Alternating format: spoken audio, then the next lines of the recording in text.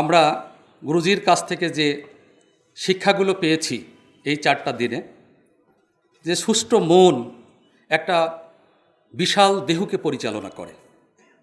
একটা মনকে যদি সুস্থ রাখা যায়, তাহলে আমি যদি মনে করি যে আমি আজকে এই কাজটা ছেড়ে দিব, এই যে কলফ, যখন এখানে ডাক্তার সাহেবরা আছেন, এখানে ইঞ্জিনিয়ার আছেন, আমিও একজন ট্রিপল ইঞ্জিনিয়ার।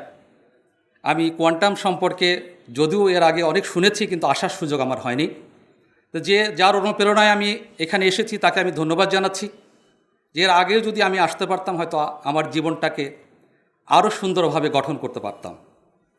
আমরা শেষ বয়সের এই বেলাভূমিতে দাঁড়িয়ে আজকে গুরুজির কাছ থেকে যে শিক্ষাগুলো নিয়েছি, 40 ঘন্টা গুরুজির এই বক্তব্য শুনে আমার মনে হয়েছে, গুরুজি এখন বলেছিলেন যে শাহজালাল রাদিয়াল্লাহু তাআলা আনহু তার বয়স 160 বছর হয়েছিল।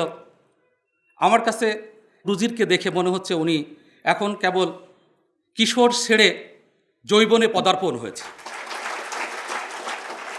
তার যে অ্যাক্টিভিটি, তার যে অ্যাটিটিউড, তার যে কথা বলার ধরন শুনছে আর মনে হচ্ছে যে হৃদয়ের মাঝে যেন গেঁথে যাচ্ছে। আপনারা হয়তো অনেকেই জানেন যে আল্লাহর এই পৃথিবীটাকে যে পরিচালনা করছেন, আল্লাহরও কিন্তু বিশাল কর্মী বাহিনী রয়েছে।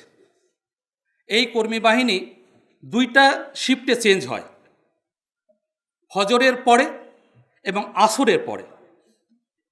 ফজর থেকে আসর, ফজর যদি 5টায় হয়, আজকে আমরা 5টা পাশে পড়েছি, এবং আসরও দেখেন 5টা থেকে 5:15। এই ডিউরেশন প্রায় 12 আওয়ার্স, 12 ঘন্টা। একটা মানুষ ইজিলি 12 ঘন্টা কাজ করতে পারে উইদাউট এনি রেস্ট। কিন্তু আমাদেরকে যে শক্তি দিয়েছেন, এই মহান রব্বুল আলামিন যে শক্তি দিয়ে আমাদেরকে সৃষ্টি করেছেন, এই শক্তি দিয়ে আমাদের লাইফ টাইম 100 ইয়ার, একটা মানুষের ভিতরে যে ক্ষমতা দিয়েছেন, 100 বছর সে তার কাজ করার মতো ক্ষমতা তার রয়েছে। কিন্তু আমরা এই শক্তিকে অপব্যবহার করে আমরা যখন রিঅ্যাক্টিভে হয়ে যাই, যখন আমাদের আন্ডারের লোকজনকে কথা বলতে যাই, তখন আর পজিটিভ কথা আমাদের মাঝে থাকে না। মনে করলাম ধমক দিতে পারলেই মনে হয় আমি বেটাগিরি হয়ে গেলাম।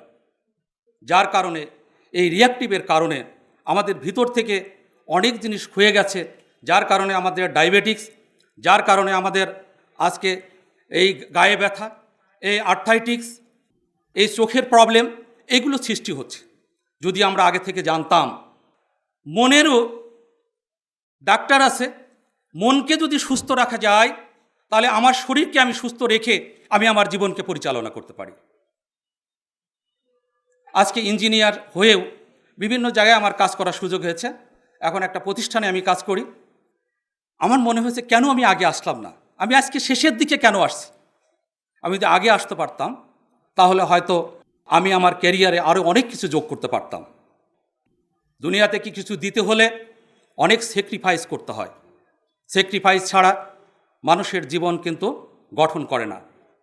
আমি আল্লাহ রসুল যেখানে ধ্যান করেছেন, যে আয়াতগুলো নাজিল হয়েছে, ইকরা বিসমি রাব্বিকাল্লাযী খালাক, খালাকাল ইনসানা মিন আলাক, সেই হীরা পাহাড়ের উপরে সেই ধ্যানের জায়গাটাকেও প্রত্যক্ষণ করার জন্য আমার যাওয়ার সুযোগ হয়েছে। একটা মনকে সুস্থ রাখতে হলে সেই মনের কিছু খোরাক আমাদেরকে দিতে হবে। আর সেই খোরাক আজকে আমরা এখানে যারা এসেছি, আমরা সবাই সৌভাগ্যবান যে সেই খোরাক এখান থেকে আমরা আজকে নিয়ে যেতে পারছি।